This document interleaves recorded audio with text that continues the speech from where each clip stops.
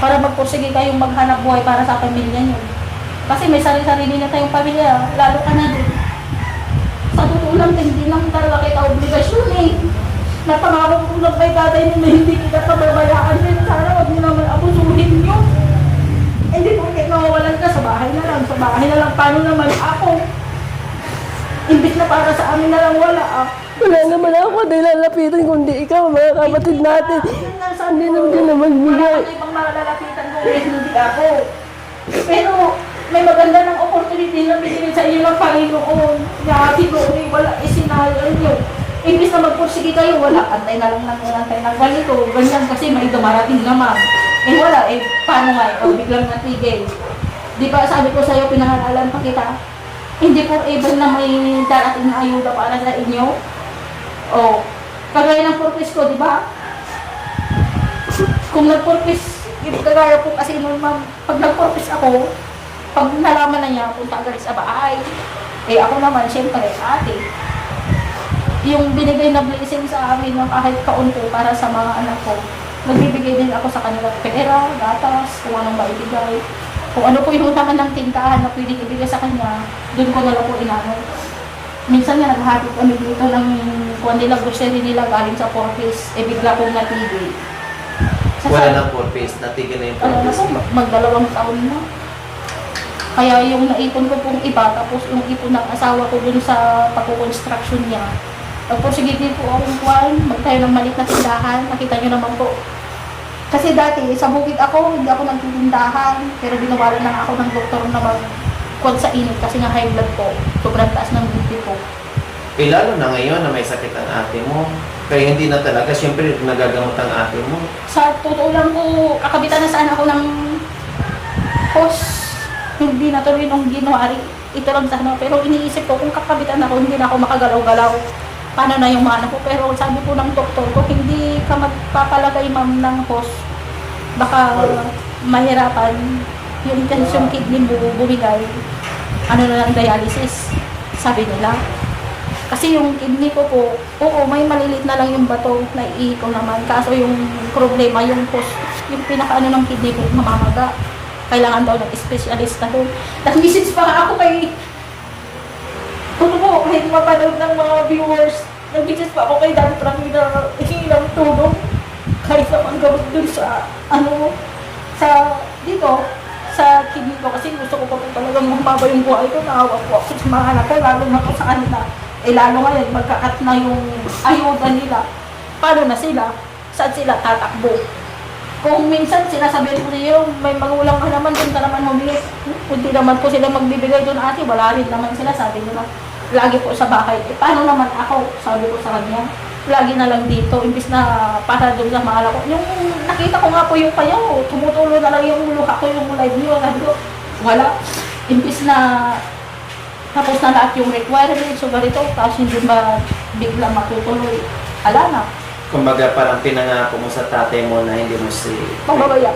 Opo, napangako. Sabi po na, nung ako po kasi nag-alaga kay tatay, halos habang panahon po, 2012 pa ata nung nagkasakit, hanggang 2019 nung namatay. Lagi niyang sinasabi, kahit ano kasama ang ugali ng kapatid mo sa'yo, huwag kang mag-asawang tumulong sa kanya, alagaan mo pa rin siya, lalo alam mo na, sabi niya, doon ako pupunta sa langit, sabi niya, iiwan kita, sabi niya. Nag-quote po kami, pero alam po niya yung kung gaano, yung ugali niya sa akin noon, halos na sa kanya. Nakikita niyo naman po siguro, hindi ko magtatapan yung ugali niya, may ugali po talaga siyang kuwan. Pero tiniis niyo dahil sa pangako. Oo, tinis ko yun. Kahit ito, alam po niya na hindi sa kanila to, talaga sa akin po nakakanto, pero nung wala pa akong matirahan, sabi ko, hati kami, sabi niya sa akin, oo ate, pero doon ka sa likod, dito ako sa harap. Basta may matulugan lang sana, kahit dito na ako, sa may tirahin na pinagawa niya po, pero hindi po yun ganyan dati, nakita niyo po una, kahit doon po sana kami timera, talagang kung wala po akong makita pa pwedeng pagtirahan. Pero nagpursige po ako, sana gawin, ganun din ang gawin nila.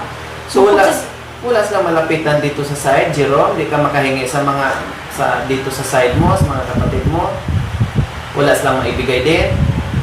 So dito lang kayo walang ibang takbuhan kundi sa kaya nabanggit ni Princess na walang ibang takbuhan kundi ikaw lang. Kasi alam nila na ang puso mo hindi makatiis na nandyan ka lagi sa kanila. Opo, kahit na sabi ko minsan na hindi ko na kayo bibigyan, wala akong mabibigyan ganito, masakit ko sa kalubod ko nung tatalikod sila na wala man nila akong mga bibigay, kahit na kaunti. Kahit na pangkain lang nila ngayong araw ganun. Kaya, At saka, ang bait, Princess, ng ate mo ha. Nakita ko naman, unang-una ko pa nakita si ate mo. Alam ko yan. Nabanggit sa akin ni ate mo ngayon, ay itong bahay pala dapat kay ate mo. opo. Pero, sabi niya kanina, ay pinaubaya sa inyo.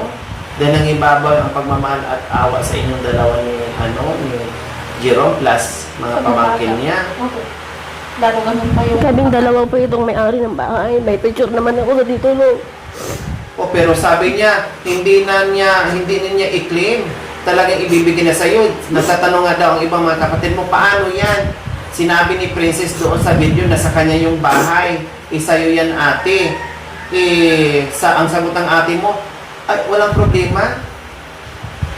Kahit pinagawa yung bahay, inayos yung bahay, wala akong balak na na angkinin. Ibigay ko na lang sa kanila. O di ba kung iba yun, na ate, walang pakialam. Lalo po, nakita nyo naman sa bahay, walang nawasa, gripo lang. Kung talagang masama po akong kapatid, simulat sa pulpa nung nawala ang tatay, hindi ko na siya pinatira. Pero, wala pa po silang anak. Nag-giveaway si ate mo, gumawa ng paraan na magkaroon sila ng bahay at tirahan. So, ibig sabihin, nagagaling sa bibig nyo, Princess, na itong bahay sa inyong dalawa ng ate mo. Opo, talagang kaming dalawa yung nasa picture sa titulo. Dalawang pangalan nyo. Hindi po.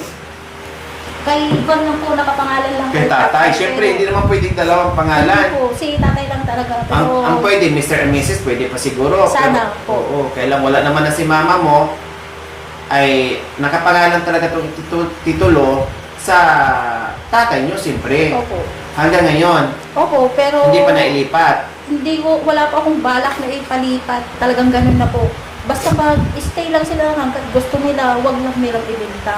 Kasi hindi ko naman po wala po akong balak kahit yung mga anak ko. Yung mga kapatid ko, kinausap ko sila. Huwag niyong kukunin yung bahay doon kay Princess kasi sa kanya ko na talaga ibibigay. Kahit na sinabi ni tatay na talaga sa akin yun, kasi nga ako po na yung nag-asikaso lahat ito. Ako po naglakad Ikaw, mula nag-alaga, mula noong 2012 hanggat namatay 2019. Opo. So talagang ikaw ang pinamanahan dapat. Opo. Ako po yung naglakad ng lahat ng papel nito eh.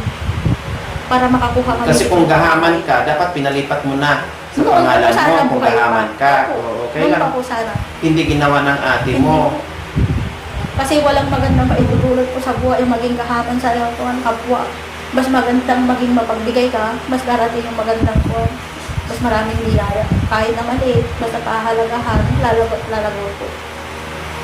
Ganun kabait ang ate Usap niyo. ko lang sa kanila, lalo baka magipit sila ganito ganyan, baka hindi natin masasabi ang buhay, ma'am. Lalo pat mainiinda nga ako. Baka bigla akong mawala, ganito ganyan na, baka benta nila. Bala ko pa sanang birthday ni Prince Jerome, dala-dala ko po yung titulo ng bahay. Kayo may hawak. Opo, nasa akin po. Ibibigay ko sana sa kanila, pero nagbago po yung isip ko. Sabi ko, baka hindi natin masabi. Bigla ko nang mawala. Siyempre, nasa kanila na po yun. Magagawa na po nila yung gusto nilang gawin. Kung sakali. Sa akin na lang, andun naman, hindi naman magagalaw yung saka wala namang magpapaalis sa inyo. Bahay nyo pa rin to. Bahay nyo na hanggang makasal man kayo. Basta wag lang nilang ibenta at patirahin yung mga ibang mga tao dito. Lalo kung kasal na sila manghilang. Basta titira pa rin po sila dito. Sa kanila na itong bahay. Swerte mo nga, Jerome, kasi nagkaroon ka ng pamilya, asawa at pamilya. Hindi mo na inisip yung bahay na ipapatay mo para sa pamilya. Sumampa ka na lang. Na Bakit dapat. po nila yan dati sa kanila? Sila Jerome. Ha? Ito? O ano nangyari? Kaya dito sila nagka-love story. So ito, bahay ni tatay nyo. Tapos ito, bahay ng magulang ni Jerome. Ang nangyari na ibenta. Sino nagbenta? Ang mama mo? Ayaw niyo pa kasi tumira dito, ate, madami daw marites. Hindi dahilan yon. Kaya doon po ako nababahala, baka ibigay ko yung papel, magawa nila yung... Hindi dahilan yon, Lalo, princess, buhay. na ibenta mo dahil maraming marites. Kung ang marites, ang pagbabasihan, kahit saan ka magpunta, marami. Opo. Isa Yun yun. alang-alang mo yung buhay ng pamilya mo dahil sa marites, mawalan ng bahay. Yun naman po ang sinabi ng biyanan O, yun ko na. eh. Kaya Kasi nabininta. ano sa sinabi mo, hindi dahilan yun, ibenta mo yung huling alas mo. Alas to eh. Huling alas natin to. Kapag meron tayong pamilya, hindi na baling maghirap tayo. Hindi na baling wala tayong makain, basta may bahay na tirahan tayo, okay lang. Huling alas natin to. Yung tirahan. Mawala na lang lahat, wag lang bahay. Opo. Hindi baling mawalan ka ng asawa, hindi baling mawalan ka ng anak, hindi baling mawalan ka ng kung anumang mawalan sa'yo. Basta ang bahay na natinin na dyan, huling alas mo nga yan. Kasi kung wala kang bahay, may pamilya ka, homeless ka. Kaya sabi ko, swerte ni Jerome kasi nag-asawa siya, nagkaroon ng pamilya, meron siyang sinampahan kaagad niya, hindi na siya yung iisip pa na kung paano gagawa ng bahay. Kung saan sila titira. Kung saan titira, makikitira. Kasi nauna ang planong mag-asawa at anak, hindi nauna yung plano na magkabahay muna, bago asawa, bago pamilya. So, siyempre, saan kayo sasampa? Makitira sa kapatid, makisipin sa bahay ng magulang, kamag-anak, kung walang choice, homeless. Sa gilid ng Sa kalsada. gilid ng kalsada o sa ilalim ng tulay, bahay niyo pala ito. Pero, hindi pinamana yan sa'yo, Jerome. Sa magulang mo talaga Kapatid ng babae, boss. ang nakatira dyan. Tapos bininta. Sayang mo. Ang nakatira dyan, Pamahan ng bahay ngayon. dati ate, ang nakatira dyan yung... Bakit niya? Hindi. Yung hipag doon sa kanyang Ay. kuya niya. Kaso Nung nagkasakit yung pamangkin niya dyan, simulan sa likod ng bahay, malaking puno dyan, umalis sila. Kaya bininta ng magulang niya. Ayaw nilang Sayang. tirahan, Kaya nga natatakot bumili sila. na lang ako nun, kahit ako nang bumili. Bigyan ka na ng Ang bumili si Ate Joy. Kaya pala dito ka nagkakilala kasi dito ka nakatira, dito rin si Jerome. Opo. Diyan ka nakikita, nagtatakbo sa likod. Hindi ko po alam, hindi ko matandahan. Ha? Hindi ko po alam. Hindi ko matandaan. Hindi, ibig ko sabihin, Yan kayo nagdidit sa... diyan ka nagdi-date ni Jerome sa likod. Hindi po yun sa likod dyan, po kami nagdidisarap.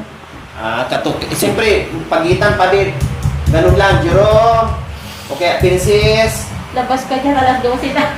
Oh. Pumupunta pa siya dito ng gabi, naghatid ng ulam ko. Di ba? So, ang lahat ng mga sinabi ng viewers, sponsor, at ako at atin nyo, hindi yan masama. No, hindi yan para sa amin. Para yan sa inyo, sa mga sarili nyo. Ang gawin nyo lang is, i-apply nyo sa mga sarili nyo.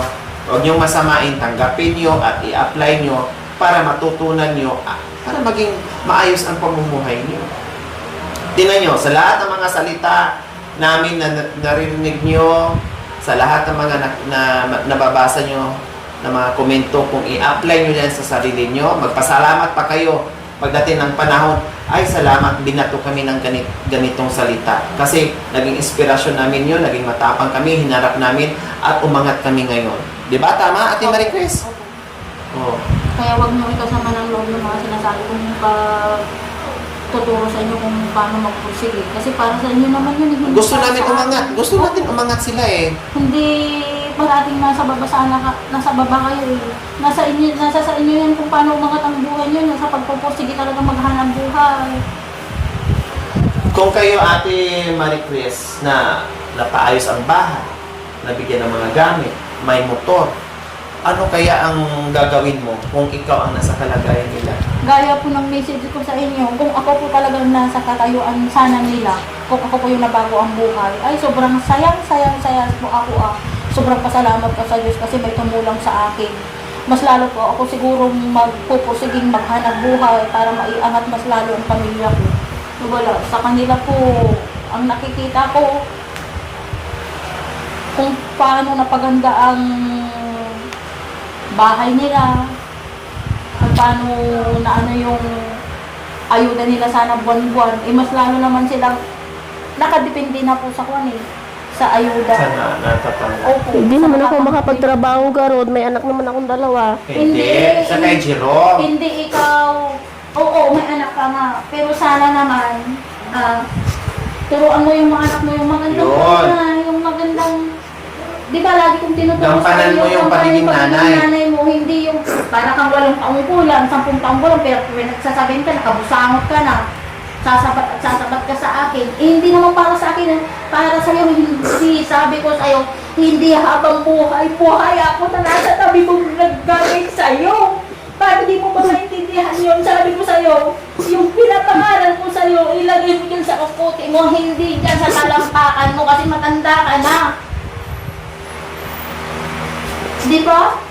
Sabi ko sa'yo, Paano naman natin gusto ko matulungan si Jero na maghanap buhay. Hindi naman makapahanap buhay. May dalawang anak ako. Kaya naman yung nabuhayin kayo kasi may sponsor na nabibigay sa inyo buwan-buwan. Mas lalo nung sana kayong aangat kasi may tumutulong na sa inyo. Wala, mas lalo nung binababa ang sarili nyo. Mas lalo kayong bumababa imbis na umangat. Kasi nakadepende na lang kayo sa tulong ng ibang tao.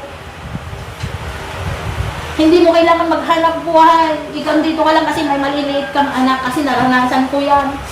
May kumukuha sa akin dyan na ano. Sana yung yung kita ni Jerome, kung nagpupursige din siyang kuwan, maghanap buhay. Ngayon noon, oo, nakikita ko kahit kainitan, umuulan, andyan siya nagpipidal.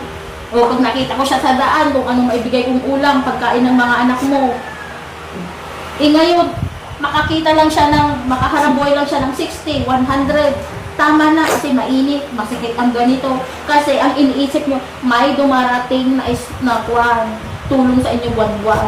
Yun ang huwag tanggalin nyo sa puso't isipan nyo lang, ay, hindi na, tama na itong 100 kasi may tumutulong na naman sa amin, nagbabayad ng bill, ng tubig. Tama. Oh, Agree ako diba? sa mga sinasabi ng ate mo, Princess. Mas lalo gaganaan sana si Jerome. Magpapasada ako kasi may libre na yung tubig namin, yung kuryente, yung bigas namin, mag-iipon kami para kung sakaling matigil na o di may ipon kami, may bibiyakin kaming alkansya, wala kayo pag nakahawak na kayo ng kaunting pira, tama na to, kasya na to pang ulam maghapon. Paano kinabukasan? Kung tinamad siya, saan kayo kukuha? Hihintayin nyo na lang yung ayuda. Ilagay mo sa ulo mo today, yung sinasabi ko sa'yo, sa utak mo, wag yan sa kalampakan mo, matanda ka na. Turuan mo yung anak mo, sabi ko sa'yo, magtiyaga kayong mag-therapy, paano kayo pag lumaki si Jikje? Si Rudy. Bakit natigil yung therapy? Hindi, ate, pupunta naman kami bukas. Huwag itigil yung therapy. Ilang beses ko sinabi sa inyo, mahirapan kayo pag lumaki yung anak nyo. Mahirapan ko talaga, pag pumupunta ako dito, dislog yan, minsan nananadya. Paano po pag lumaki, kaliit-liit ng katawan. At saka tumatanda sila. Oo. Yun, pabata ng Pabata ng kuwan. palaki ng palaki. Palaki ng palaki, sila. Sila Patanda ng tumatanda. patanda. Wala. Hindi nakakayanin. Baka isang pidik lang sa tenga nito, wala na. Yan ang isipin nyo. Number 1 yun. Sinasabi ko sa inyo, itirapi, continue ang therapy ng anak nyo. Tama yung sinabi ng ate mo. Hindi habang buhay na nandyan ang ate nyo. Nandyan ang ate mo, takbuhan mo. Hindi naman. Paano pala?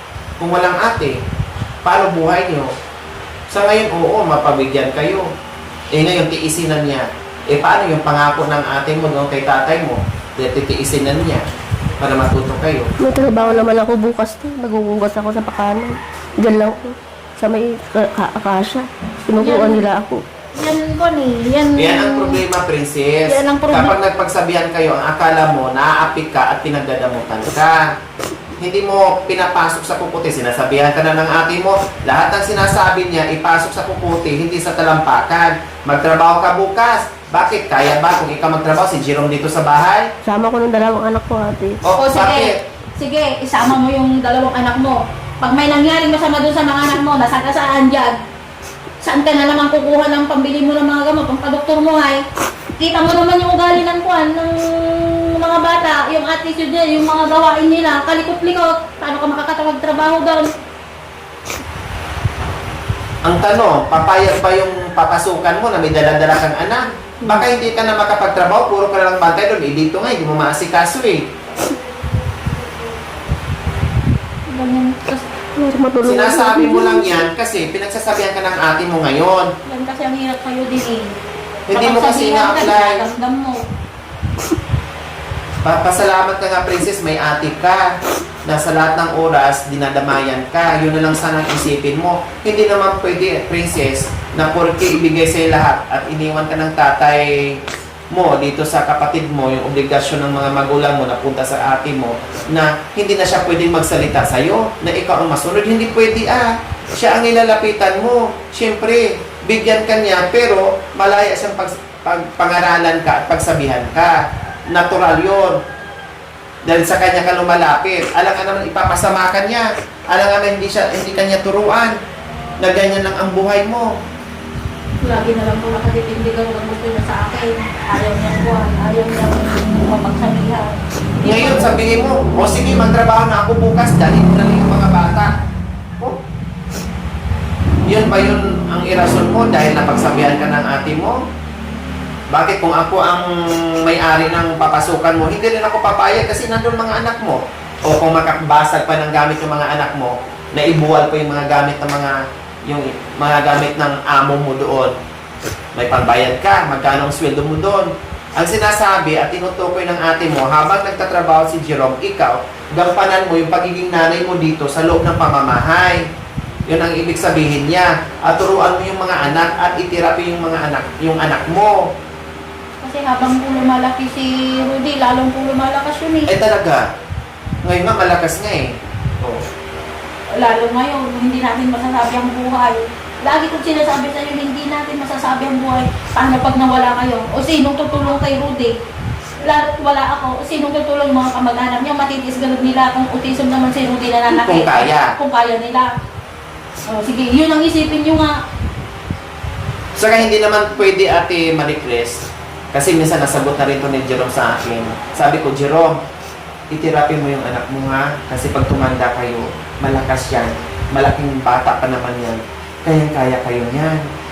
Pag natirapi yan, hindi masyado mag-wild yung bata, i-violate kasi natitirapi siya. Kung hindi, kawawa kayo. Sabi naman niya, hindi, nandyan naman yung ading niya na mag-alaga sa kanya. Hindi magkakaroon ng pamilya ang kapatid niya. Ang tanong, sa ngayon, yes, alagaan niya kasi kuya niya. Pero kung paano kung makapag-asawa, Opo. ang tanong, yung magiging asawa niya, Kung- kaya bang tanggapin? Kung kaya niyang Tiisin? tiisin yung buhay. Na autism o may kapansanan? Ipihira lang ganun. Di ba? Opo. Katulad sa asawa niya, na kahit araw-araw kayo papunta o lalapit sa kanya, pasalamat kayo sa asawa ni Ate Maricres dahil hindi madamot. Hindi po, Kung wala po tutuusin, sila naririnig sa asawa ko. oh, kaya nga, kung Kapag tutuusin nakukuha nga, ng sasabi. ay hindi obligasyon ni Ate Maricres yung obligasyon nyo. Kasi unang-una, hindi si Ate Maricres ang naghahanap buhay, yung lalaki. Opo. Nakakahiya. Kasi lalaki, babae ang kapatid mo, lalaki yung nagtatrabaho. Pero dahil sa kabaitan at bibihira yung tulad sa asawa ni Ate Maricres, kayo na pagbigyan kayo. So yun din yung sa anak mo. Paano kung makapag-asawa na sinasabi mo, mag-alaga naman yung anak, yung kapatid niya? Kung buhay binata ang kapatid niya, okay, alagaan siya. Pwede pa. Paano darating pa ng mag-asawa? At kapag asawa ng ayaw at pag-awayan ng mag-asawa, siyempre mapilitan talaga, i-reject yung Kuya niya. kuya niya. Kaysa mag-away at madalas pag-awayan nila at masira ang samahan nila bilang mag-asawa. I-reject talaga nila. So anong mangyayari ngayon? Saan pupunta si Rudy? Sa pasada. Lalo pag darating din ang panahon na Oo. mawawala kayo. Masasabi Kaya natin itirapi. hindi natin hawak ang buhay, sabi ko sa inyo. Lagi yung sinasabi niya, pag-igihan yung itirapi si Rudy habang maliit pa, matitraining pa yung utak na ito.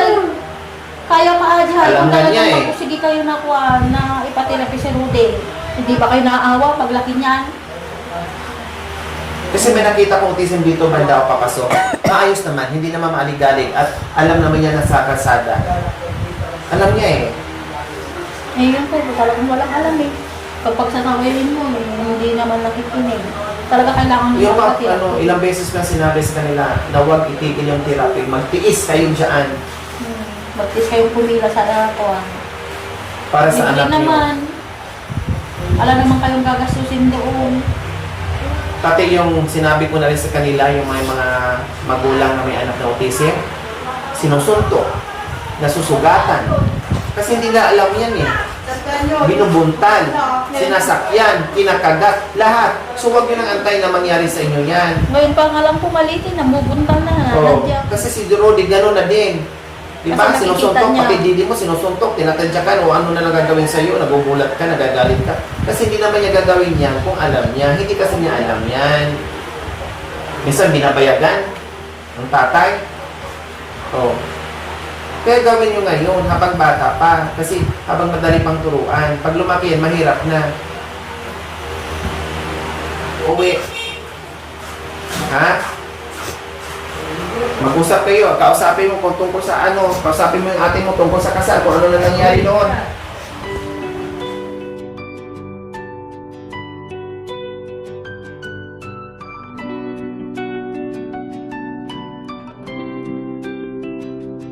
Sa dilim ng kahapon, tila walang pag-asa. Mga pusong sukatan, luhay di na mapilang. Mumitigaw ang ilaw sa bawat landas namin. Hindi mo kami iniwan.